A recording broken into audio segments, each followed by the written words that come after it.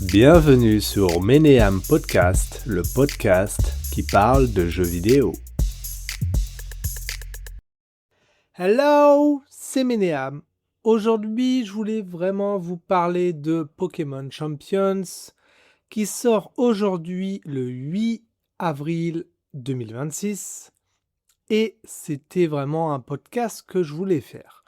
Bienvenue dans ce tout premier épisode de mon podcast Pokémon. Aujourd'hui, on va parler d'un rêve que tous les dresseurs ont eu un jour, devenir champion. Disponible sur Switch et ensuite il sera disponible sur Android et iOS, normalement cet été. Le concept, suivre le parcours d'un dresseur jusqu'à titre de champion.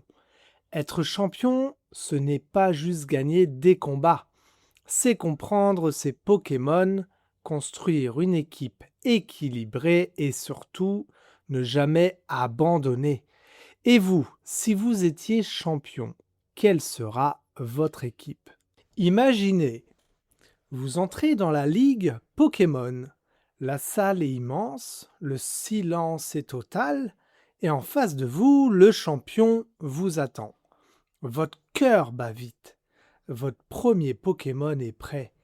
Le combat commence. Je fais des combats avec Dracofeu, Azumarill et Trellix. Pour l'instant, je commence avec ça.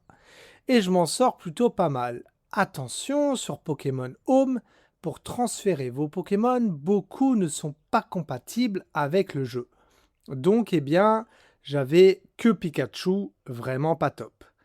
Et vous, quel sera votre premier Pokémon dans un combat pour devenir champion? Un Pokémon rapide, puissant ou stratégique? Premier bon point, le jeu intègre des tutoriels pensés pour les néophytes. On ne nous balance pas dans une arène en nous souhaitant bonne chance. Les mécaniques de combat sont expliquées et surtout chaque attaque est désormais clairement indiquée comme efficace ou non, y compris lors d'un changement de Pokémon en plein combat. Un petit détail qui change tout quand on débute et qui aide même les joueurs expérimentés à prendre de meilleures décisions en temps réel. Maintenant, on va parler de VGC. Le VGC, c'est quoi? C'est un format de combat reconnu et appliqué lors des tournois Pokémon officiels. Pour les joueurs qui connaissent déjà le VGC, Pokémon Champions représente un gain de temps colossal. Terminer le dressage traditionnel qui avant représentait de capturer un Pokémon en espérant avoir la bonne nature. Farmer les EV qui sont des points qu'un Pokémon peut obtenir pendant des heures. Ici, tout passe par les Victory Points. VP, voilà, c'est des VP. Une monnaie in-game que l'on gagne en jouant, et notamment en faisant des Ranked Battles. Ces VP permettent de modifier directement les stats, les capacités, la nature et les talents des Pokémon. Concrètement, optimiser une équipe compétitive prend désormais quelques minutes, là où il fallait autrefois plusieurs centaines d'heures. Une vraie révolution pour quiconque a déjà souffert devant une boîte Pokémon pleine de rejets à la mauvaise nature. Côté recrutement, le Roster Ranch propose un nouveau line-up, toutes les 22 heures. On peut tester un Pokémon gratuitement une fois par jour avant de décider de le recruter définitivement contre des VP. Et pour ceux qui ont déjà une collection bien garnie, Pokémon Home est compatible avec le jeu, ce qui permet d'importer ces Pokémon existants directement. Comme je vous l'ai dit, tous les Pokémon ne sont pas compatibles. La meilleure nouvelle ici, c'est que le jeu est gratuit. Pas de pay to win, nous a précisé Masaki Oshino. L'idée est de garantir une égalité de chance pour tous les joueurs, surtout quand on sait que désormais toutes les compétitions officielles du VGC se dérouleront sur Champions, notamment les Wars de 2026 pour les 30 ans de Pokémon. Un système de Battle Pass, celui-ci ne devrait contenir que des items accessibles au travers des VP, des éléments cosmétiques également. Le crossplay entre Switch et mobile sera bien présent et la synchronisation de la progression est automatique, à la manière de Pokémon Unite. Pas besoin de manipulation, on passe d'un appareil à l'autre et on retrouve son équipe exactement là où on l'a laissée. Est-ce que la version Switch 2 de Pokémon Champions profitera d'évolutions graphiques?